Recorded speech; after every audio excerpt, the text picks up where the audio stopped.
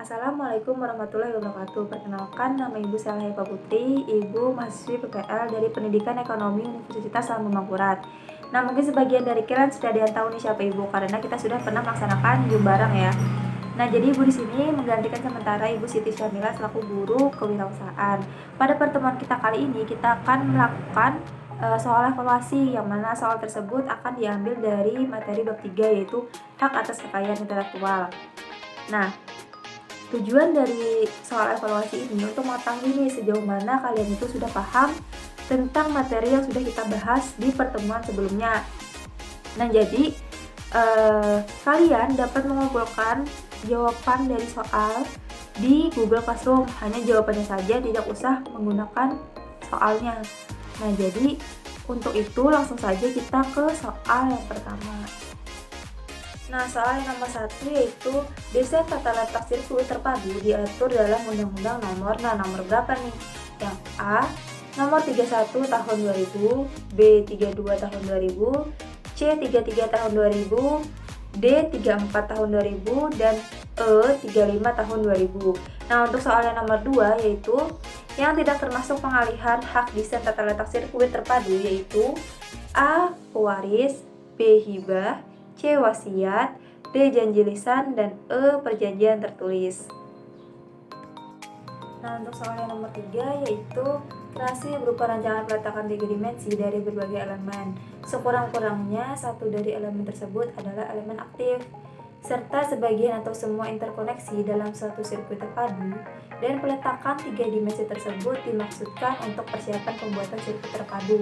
Nah, ini pengertian dari apa nih? Yang A, desain tata letak, B, sirkuit terpadu, C, objek dan perlindungan, D, hak pemegang TLST, dan E, prosedur mengajukan permohonan pendaftaran.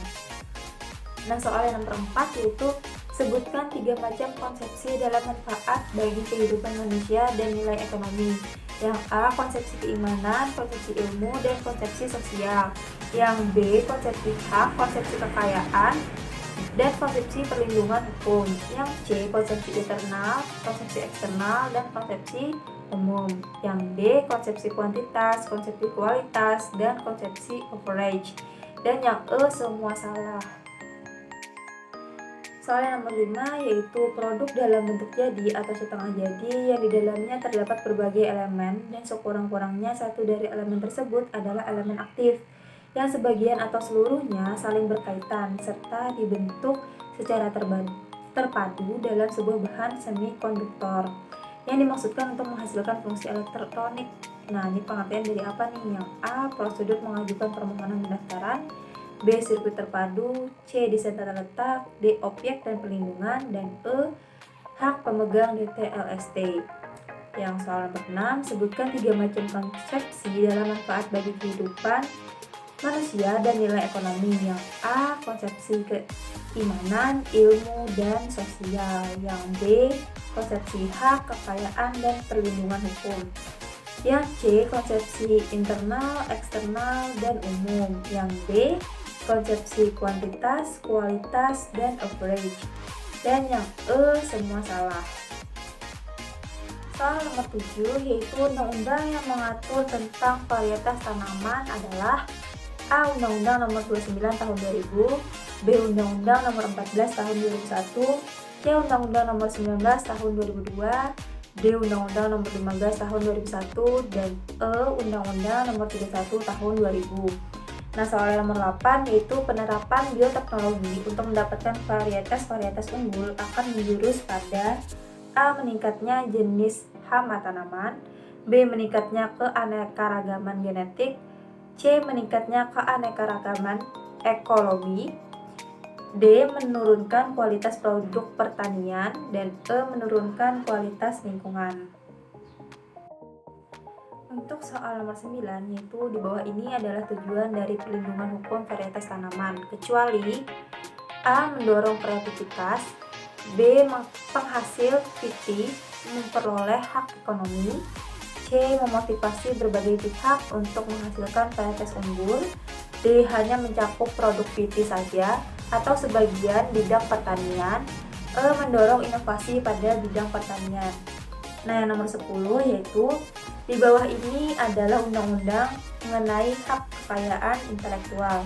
Yang A, Undang-Undang Nomor 29 Tahun 2000 tentang varietas tanaman.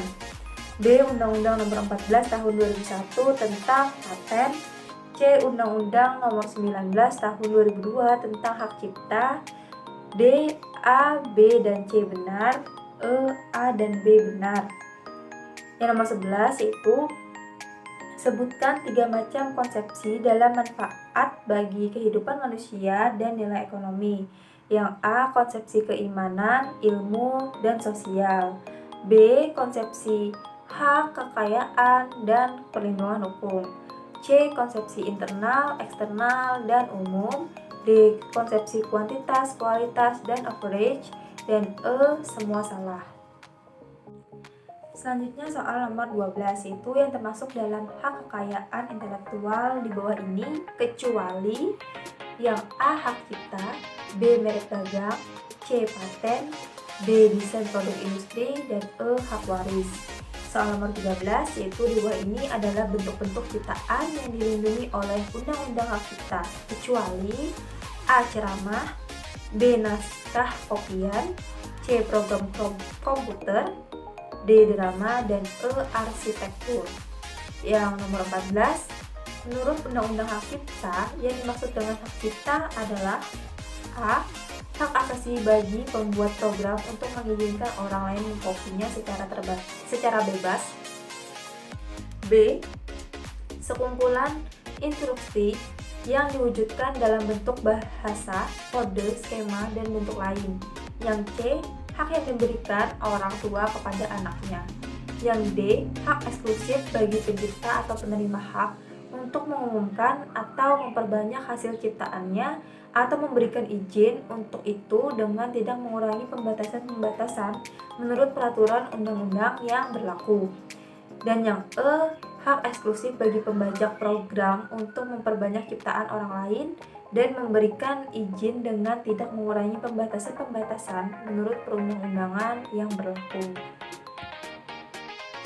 Selanjutnya soal nomor 15 yaitu syarat karya intelektual adalah belum pernah dipublikasikan atau memenuhi unsur yang A, kebaruan, B, inventif, C, aplikatif, D, komunikatif, dan E, kreatif.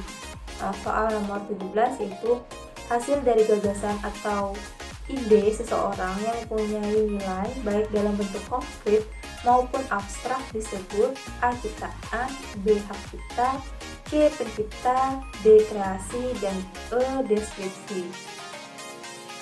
Soal nomor 16 yaitu tujuan dari hak cipta adalah A, melindungi kreasi penulis, seniman, pengarang, dan pemain musik, pengarang sandiwara, serta pembuat film dan perangkat lunak atau software. Yang B, melindungi pembajak software atau program, pengkopi program. Yang C, membuat negara Indonesia terlihat hebat di mata dunia. Yang D, membuat para pembajak software untuk minta maaf kepada pembuat program. Dan yang E, sebagai pelengkap saja dari Undang-Undang Hak Cipta Internasional. Selanjutnya soal nomor 18 yaitu beberapa cara yang dapat dilakukan untuk menghargai kreasi orang lain, diantaranya adalah A, menggunakan software bajakan, B, melakukan track terhadap software, C, tidak menggunakannya untuk tindak kriminal, D, memodifikasi sesuai keinginan, dan E, menyalin software orang lain semaunya. Soal nomor 19 yaitu tindakan yang dilakukan dengan mengabaikan ketentuan dan pengaturan yang formal dalam suatu negara disebut tindakan A, subjektif, B, objektif, C, ilegal, D, legal, dan E, ekonomis. Selanjutnya yang terakhir soal nomor 20 yaitu pada tahun 2003 negara-negara yang tidak termasuk dalam tingkat pembajakannya tertinggi yaitu A, Indonesia, B, Vietnam, C, Ukraina, D, Cina, dan E, Malaysia. Sekian pertemuan kita pada kali ini. Terima kasih semuanya. Jangan lupa jawaban dari soal evaluasi ini di-upload di Google Classroom. Nah, sekian dari Ibu, terima kasih. Sampai bertemu pada pertemuan selanjutnya. Wassalamualaikum warahmatullahi wabarakatuh.